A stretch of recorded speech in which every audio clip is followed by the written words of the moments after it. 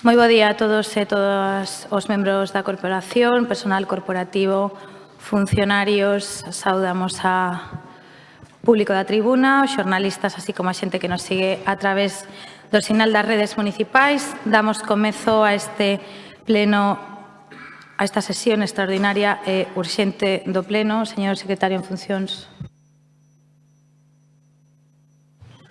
Bos días a todos. Bueno, únicamente comunicar a excusa do concelleiro Xiao Varela, en primeiro asunto do día, pronunciamento do pleno sobre a urxencia da sesión. Ben, podemos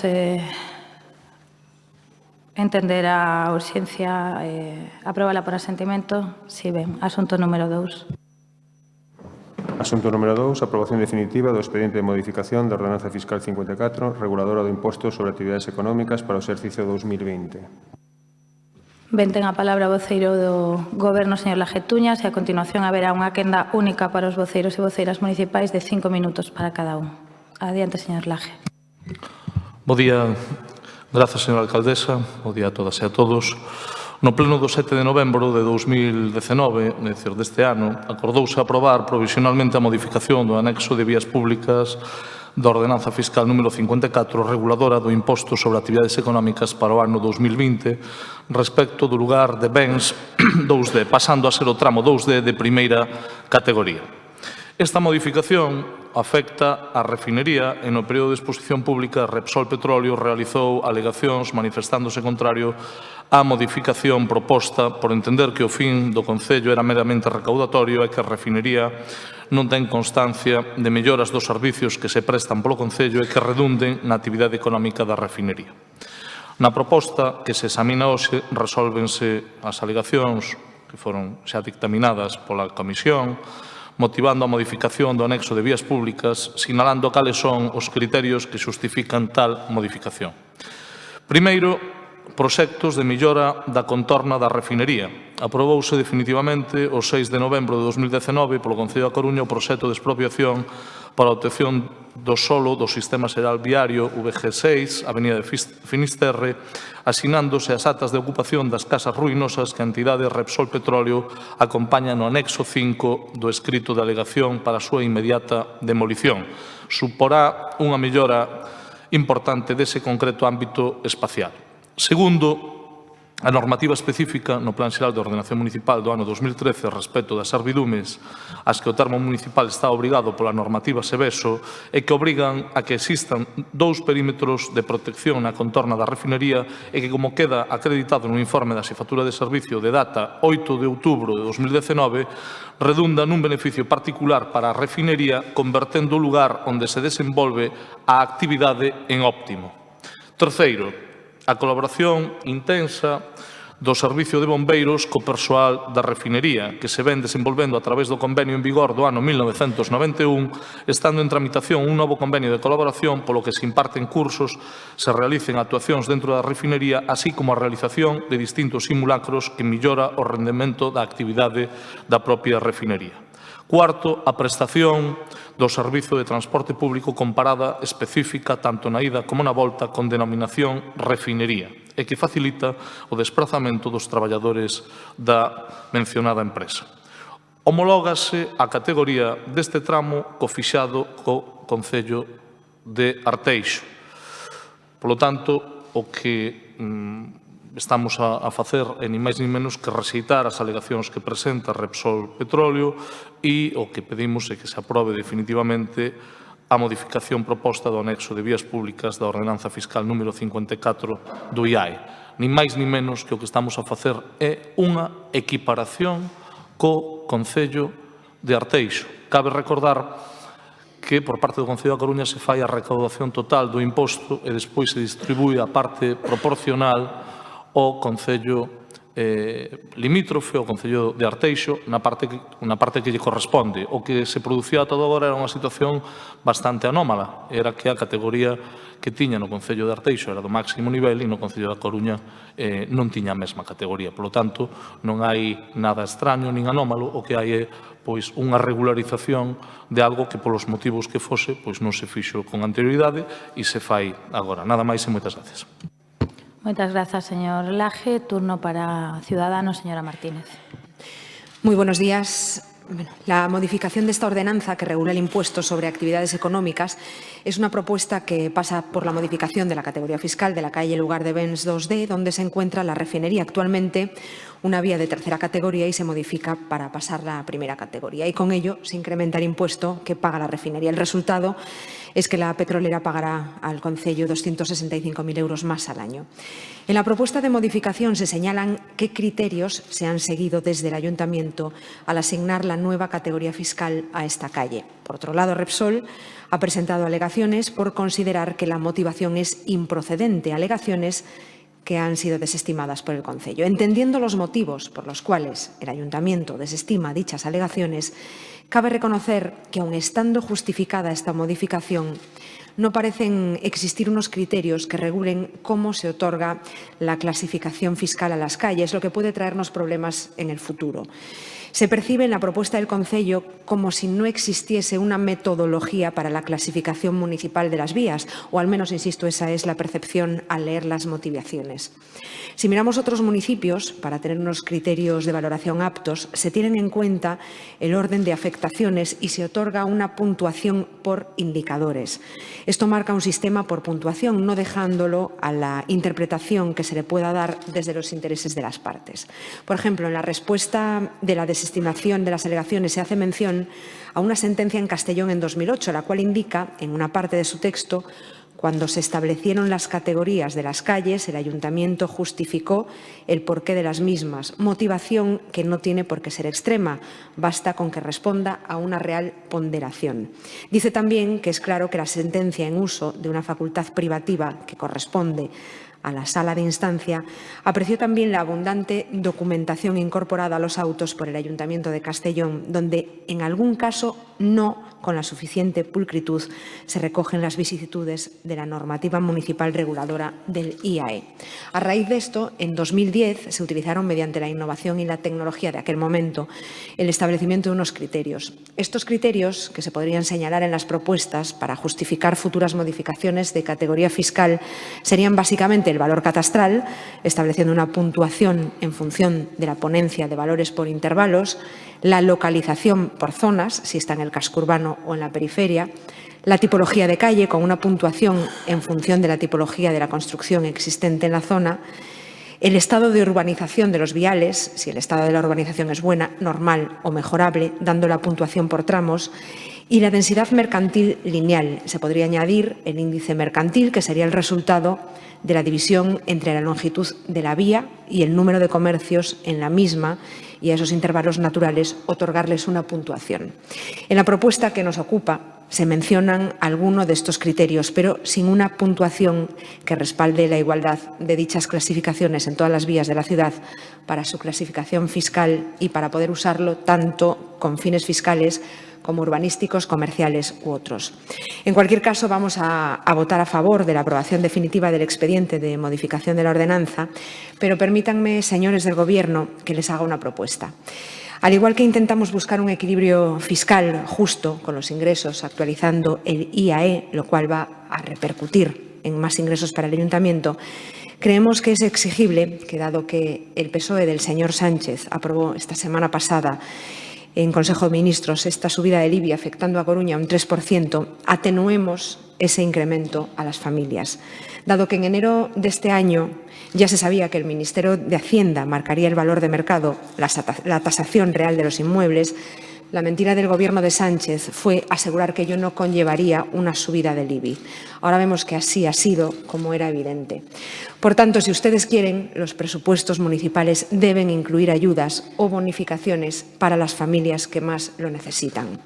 Además, ustedes mismos en octubre aseguraron que no habría rebajas, pero tampoco subidas de forma general, por lo cual creemos que es de justicia, ya que estamos a tiempo, de hacer modificaciones en los presupuestos que compensen ese incremento del 3% con alguna medida que no suponga un golpe económico para las familias con menos ingresos o con más hijos.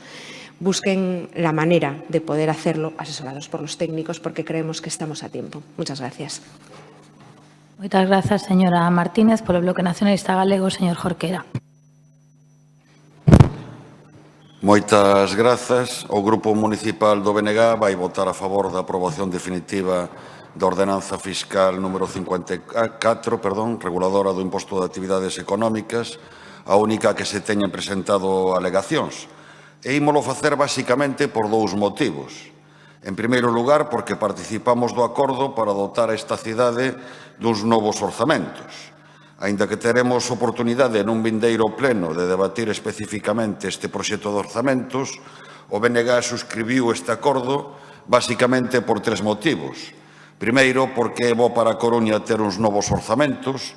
A cidade non podía permitirse o luxo de ter que funcionar un ano máis con orzamentos prorrogados. Segundo, porque coincidimos coas liñas mestras do proxecto, uns orzamentos expansivos nos que hai unha aposta clara polo investimento e o gasto social. E terceiro, porque nos orzamentos se reflicten grande parte das propostas que o BNG achegou no proceso de negociación. E se participamos dese acordo, sería incongruente que votásemos en contra das ordenanzas fiscais. Para facer posible ese maior compromiso co investimento e co gasto social, hai que operar tamén sobre os ingresos e de aceptarse as alegacións presentadas por Repsol que afectan a clasificación fiscal do lugar BENS 2D, estaríase producindo unha merma de ingresos de 265.000 euros. Pero, ademais, e este é o segundo motivo, discrepamos dos argumentos expostos por Repsol. Non vou reiterar os argumentos que xustifican a modificación da categoría fiscal e a desestimación das alegacións presentadas por Repsol, que xa figuran no expediente e os que xa fixo alusión o concelleiro de Facenda. Simplemente quero centrarme en tres razóns. Primeiro, con este cambio se asigna a refinaría o mesmo grau de categoría fiscal que ten na parte que ocupa pertencente ao Concello de Arteixo. Concello, por certo, no que goberna o Partido Popular e do que non creo que se poda decir que practica políticas fiscais confiscatorias. Se Repsol argumenta que non hai razóns para que o resto da vía na que está ubicada a refinería sega sendo de categoría terceira e o lugar BENS 2D pasa a ser de categoría primeira, o Concello da Coruña tamén podería argumentar que non hai razóns para que a parte que ocupa Repsol en territorio de Arteixo sexa de categoría primeira e a parte que ocupa no territorio da Coruña siga sendo de categoría terceira. Repsol argumenta que a modificación orixinará unha situación de desigualdade entre os distintos contribuintes do IAE, cando, dende o noso punto de vista, é exactamente o revés. A existencia da refinería conleva unha serie de servidumes de seguridade na contorna que se plasma na existencia de dous perímetros de protección que afecta o desenvolvemento doutras actividades. Por tanto, é a propia existencia da refinería a que xera esa desigualdade, na medida en que esa actividade é incompatível ou limita o desenvolvemento doutras actividades económicas na contorna. E iso ten que ter o seu reflexo na clasificación da categoría fiscal do lugar no que está instalada a refinería. E isto enlaza, por último, con o noso xa derradeiro argumento. Un argumento neste caso político, non técnico nin xurídico. A refinería ten un impacto ambiental e tamén en termos de seguridade, provoca cheiros, contaminación atmosférica, desastres ambientais como o do Urquiola e o mar Exeo, por mor de ter un porto petroleiro no corazón da cidade, desastres os que estivo a piques de sumarse nestas últimas datas tamén o do Blue Star. Habería que engadir a isto o perigo que representa o oleoducto que percorre boa parte da periferia da cidade. Por iso pensamos que é de xustiza que Repsol compense a esta cidade cun maior esforzo fiscal. Polas razóns devanditas, votaremos a favor da aprobación definitiva da modificación desta ordenanza. Moitas grazas. Moitas grazas, señor Jorquera. Pola Marea Atlántica, señor Martínez. Bo día a todos e a todas, membros da corporación, persoal do Concello, xornalistas, veciños e veciños que nos seguen exclusivamente a través do streaming. Luns 30 de decembro, pleno extraordinario e urxente. Venres 27 de decembro, Comisión de Facenda extraordinaria e urxente. Xoves 26 de decembro, Consello Reitor do INCE extraordinario e urxente. Así foi a última semana e así están a ser os 6 primeiros meses deste goberno, señora Rei. 6 meses de urxencia en urxencia. E o peor é que non se albisca horizonte de mellora, como acontece cos datos do paro, malos, co período medio de pago a proveedores, peor, e con outras moitas cousas que empezarán a poñerse lamentablemente en evidencia a volta de Reis. Isto é, en realidade, o máis relevante do pleno de hoxe, que se celebra no último minuto para que a ordenanza poida entrar en vigor o 1 de xaneiro de 2020. Polo demais, poucas sorpresas. Apoiamos no seu día esta modificación fiscal nun paquete máis amplo que incluía propostas da Marea Atlántica en materia de xustiza social e ambiental e imos apoiar hoxe tamén a desestimación das alegacións de Repsol. Como se organice ou desorganice un goberno municipal é unha competencia da alcaldesa e debería ser un asunto de exclusivo interese para o propio goberno. Agás, cando afecta ao traballo do resto da corporación, ao cumprimento dos acordos ou a cidadanía en xeral. E, lamentablemente, estas tres cousas están a acontecer de xeito sistemático. E o pasado mércores, no INCE, tivemos unha mostra, como poderá constatar o señor Coira, bastante desagradable. Presentan no INCE un orzamento e uns plans para o persoal sen diálogo previo, nin cos grupos, nin cos membros do Consello Reitor, nin cos traballadores e as traballadoras do organismo. E dannos 2 días para estudar a documentación. 2 días, o de Noiteboa e o de Nadal. Cousa que empeza a ser algo máis que unha falta de respecto polo traballo da oposición. O máis grave, presentan un orzamento, o xoves, contradictorio cos acordos orzamentarios asinados 4 días antes entre a Marea Atlántica e o Partido Socialista. Advertínlle ao señor Laje, advertínlle ao señor Celemín de que só tiña argumentos para votar en contra. A única resposta que obtiven foi a do Concelleiro de Cultura. Non revelo ningún segredo. Foi no propio Consello do INCE. Díxome que descoñecía os detalles dos acordos asinados polo Partido Socialista e a Marea Atlántica 4 días antes. Que non sexan transparentes entre vostedes está mal, sobre todo cando nos afecta aos demais, pero que non sexan transparentes con nós, ademais de estar mal, é moi mal negocio para vostedes e para a fortuna deste mandato. Ou pensaban, de verdade, que o catastrazo ia pasar inadvertido. Ou é que confiaban en aprobar o orzamento antes de que o BOE se adiantase e o puxese en evidencia. Para quen nos escoite dende a casa e non saiba de que falo. Este sábado descubrimos no Boletín Oficial do Estado que unha das primeiras cousas que fixo este goberno municipal, nalgún momento entre a investidura e o 31 de xullo, foi solicitar unha revisión á alza dos valores catastrais da cidade que suporá unha suba generalizada do 3% no IBI o ano que ven. Decisión voluntaria, discrecional e unilateral do goberno municipal e, por tanto, responsabilidade exclusiva do goberno municipal. Certo. Pero honesto, señor Laje, cando se negocia unha modificación de ordenanzas fiscais que hoxe culminamos ou cando se negocia un orzamento é compartir esta información e non ocultala. Xa constatei que a señora Martínez Lema descoñecía que esta suba estaba prevista. Creo que descoñece tamén que non é posible atenuar esa suba mediante bonificacións indirectas. Non sei se o señor Jorquera era coñecedor desta suba do 3% cando negociaba tamén o apoio ao orzamento. Na Marea Atlántica, dende logo, non éramos coñecedores e, ademais, non estamos de acordo con esta suba. Agora entendo, señor Laje, e sinto, pero agora entendo por que, malia pedila varias veces, non nos chegaron a facilitar a información co detalle das previsións de ingresos do Concello para o ano que ven. Erro meu, en todo caso, por fiarme de vostede, procurarei que non volva a pasar, o de fiarme de vostede, quero dicir. Para rematar, quería dedicarlle os últimos segundos, o último minuto da miña intervención ao Partido Popular. Señora Gallego, como sabe, o pasado luns, a titular do xulgado de instrucción número 8 da Coruña, puxo negro sobre branco o que aquí sabía todo o mundo, que na cesión de uso do antigo cárcere provincial a unha entidade sen ánimo de lucro non se cometeu ningún delito e que a nosa compañeira Claudia Delso non só era inocente, senón que foi vítima dunha campaña vergonzosa da que vostede é a principal responsable, un linchamento político e mediático que contou coa miserable colaboración de La Voz de Galicia que mesmo chegou a informar dun xuízo que nunca se celebrou.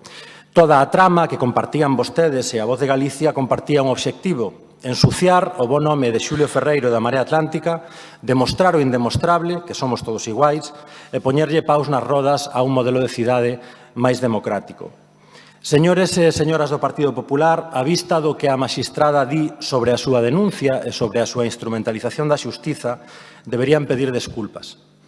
Hoxe cúmprense 7 días de... Hoxe cúmprense 7 días dende que o auto desenmascarou a súa campaña e seguen calados.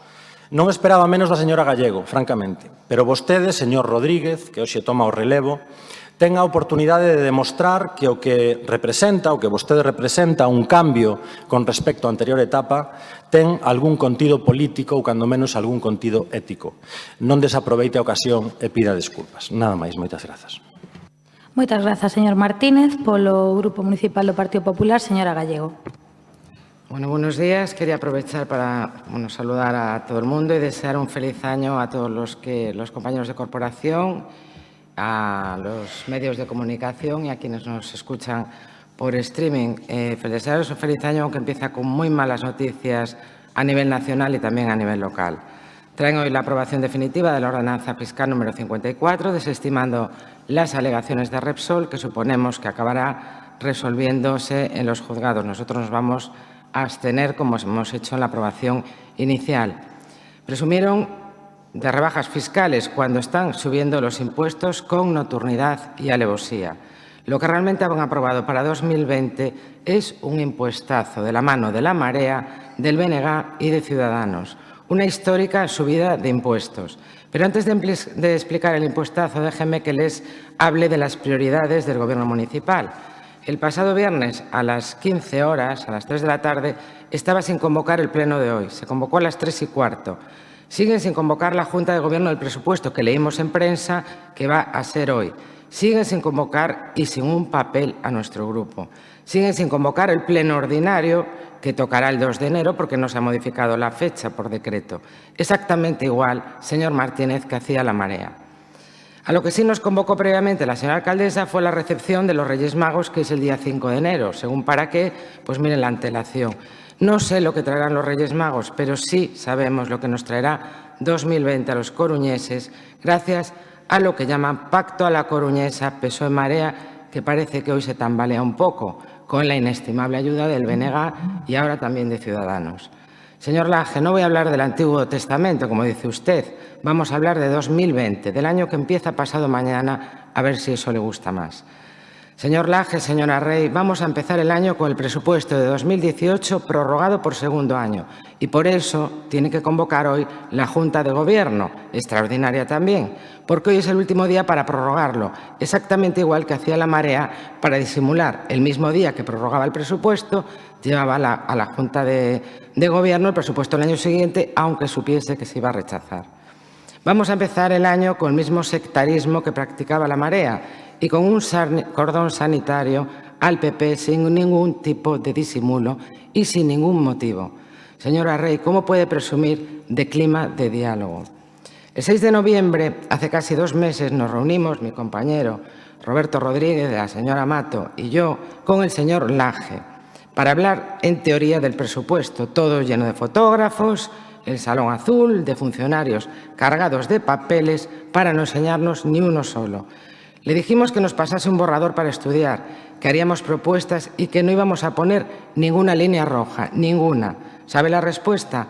Vamos a ver si somos capaces de sacar el presupuesto con nuestros socios y que por eso no había documento, porque aquí quien manda es la Marea. Miento, señor Laje. Diga después si miento o no. Le dijimos que a ciegas no íbamos a hacer propuestas. Ciudadanos pide una tirolina, unos pasos de peatones para que no se resbale, algo que es obvio que tiene que ser así ya en el propio contrato de mantenimiento. Nosotros, sinceramente, somos más serios. Es el Gobierno quien tiene que hacer la propuesta y el resto aportaciones. Eso es lo que decían ustedes a la Marea y es lo lógico y evidente y es como se hace en todas las administraciones. Propuestas haremos, y no lo dude, cuando lo podamos leer. Pues ya hay documento y lo tiene toda la prensa, lo estamos leyendo en los periódicos, pero el PP no lo tiene, ni una sola hoja. Lo estudiaremos mientras tomamos las uvas mañana, si es que nos lo dan hoy, y ya les diremos lo que opinamos. Por lo que hemos leído en prensa, llega hasta 260 millones, a pesar de que las inversiones son las mismas que en 2015, pero los ingresos se incrementan en 13,2 millones de euros a base de subir impuestos, solo de impuestos directos, más de 4 millones. Esa es la siguiente noticia de 2020. la subida de impuestos, el catastrazo que han solicitado desde el Gobierno municipal a Sánchez con nocturnidad y alevosía. Nos enteramos por el BOE el día de los santos inocentes, que calladito se lo tenía. Un 3%, no solo no bajan el IBI, que les lo llevamos pidiendo mucho tiempo, 36 euros de media por recibo, sino que lo suben 10,6 euros de media por recibo a todos los coruñeses, pensionistas, parados, los que tienen una hipoteca, los comerciantes, los emprendedores, para todos, lineal. Lo que ustedes dicen, el recibo más alto de Galicia. ¿Les parece justo la ciudad que peor se comporta en los datos de empleo?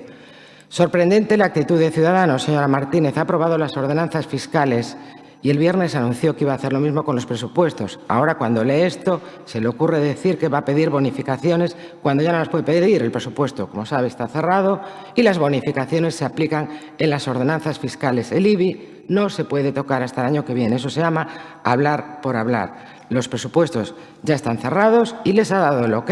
Las ordenanzas fiscales ya están aprobadas y ya no se pueden tocar. Nosotros no vamos a ser cómplices de esta subida de impuestos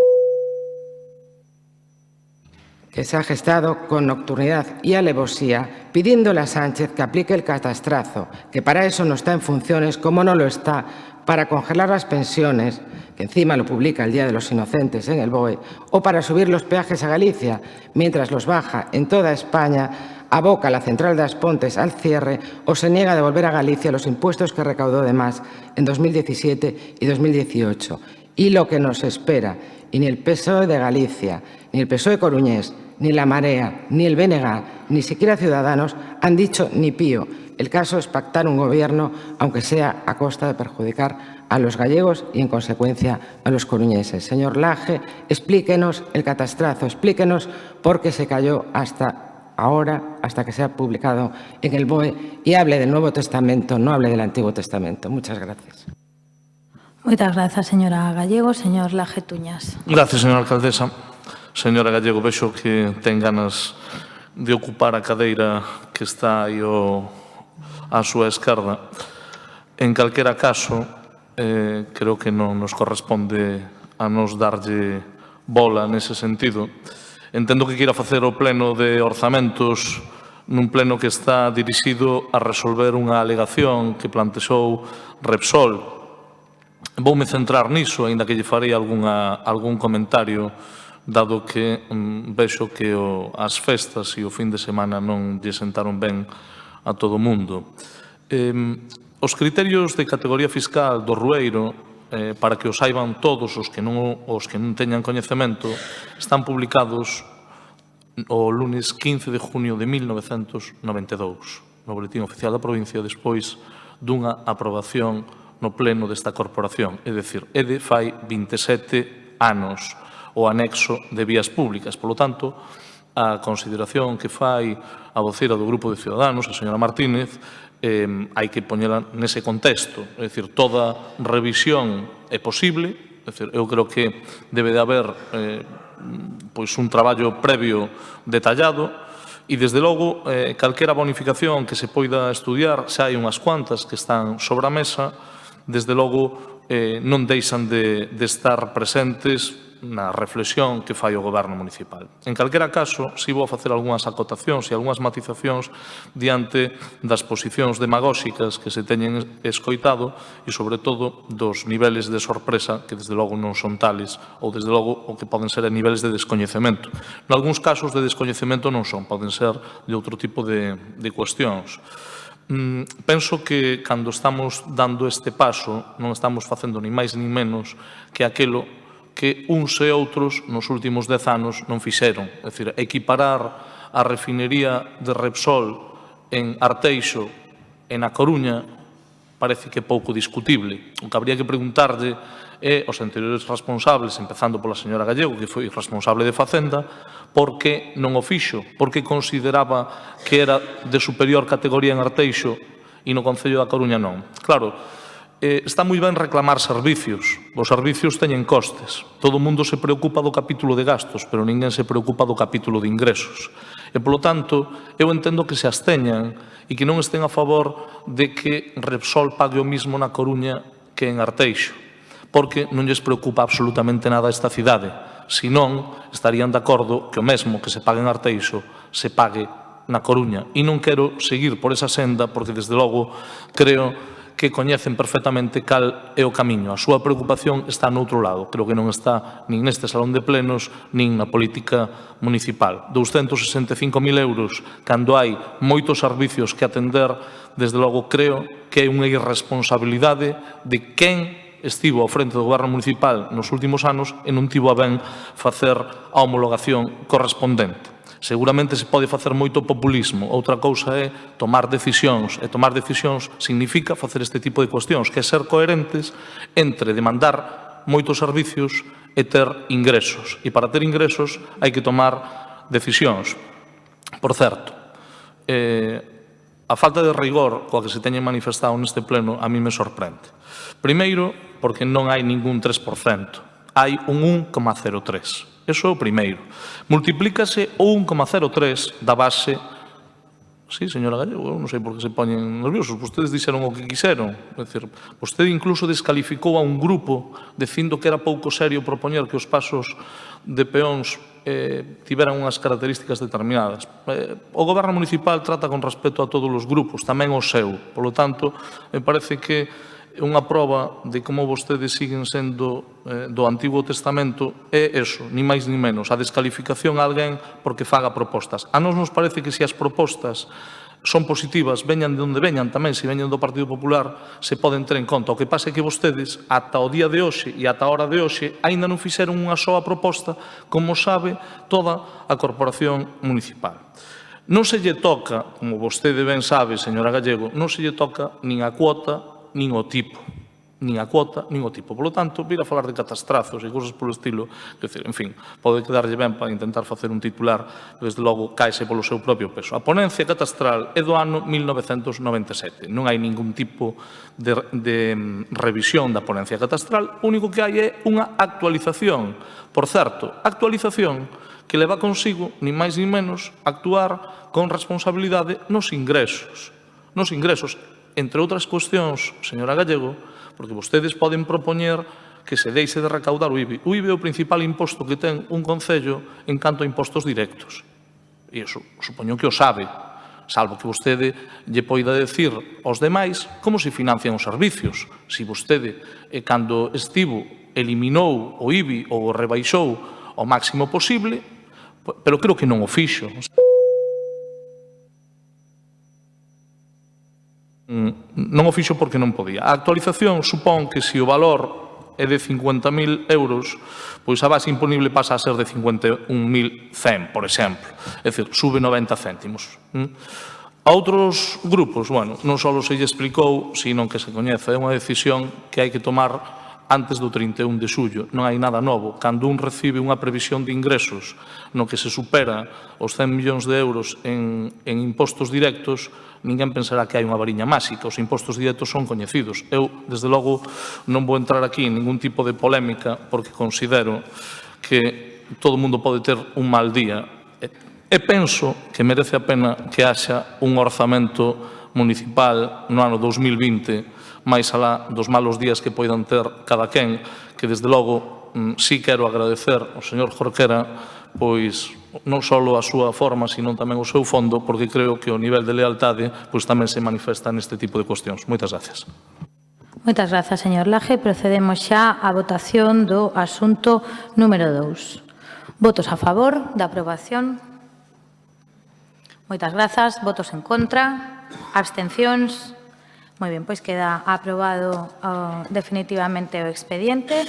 Rematamos o pleno, non sin antes desexarlles a todos os membros da corporación, así como os funcionarios, xornalistas e xente que nos ve, veciños que nos ven polo streaming, moi feliz ano a todos, no persoal, os meus mellores desexos de saúde e concordia para todos. Feliz ano 2020.